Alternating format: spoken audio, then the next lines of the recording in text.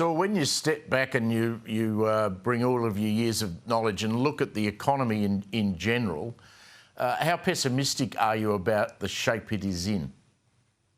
Well, it's in better shape than it was a year or two ago. And the reason I say that is that inflation, which, less than 3 years ago was unacceptably high, peaking at 7.8%, even 18 months ago was still running at close to 4%, is now just about at the midpoint of the Reserve Bank's target band of 2.5%.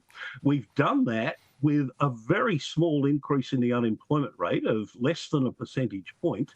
Our peers in Canada and New Zealand have brought inflation down, but at a much higher price in terms of unemployment rising by almost 2 percentage points over that period, and with even weaker economic growth than Australia has had during that period. If you look at past episodes of high inflation in the early 80s or the early 1990s, we got inflation down from over 10% per annum in both of those occasions, but at the price of pushing the unemployment rate above 10%. So, we're turning the corner.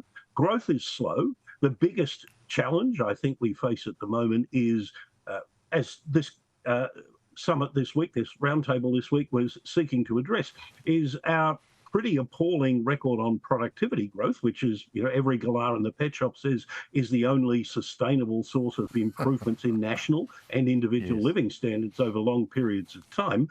That's something that we need to be making some hard decisions about.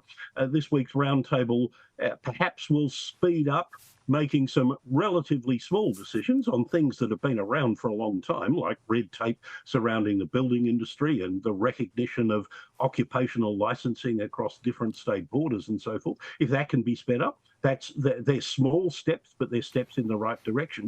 Bigger reforms are obviously going to have to wait until after the next election. Yeah, well, I like your glass half full attitude, Saul, always. Thank you very much for helping us out tonight.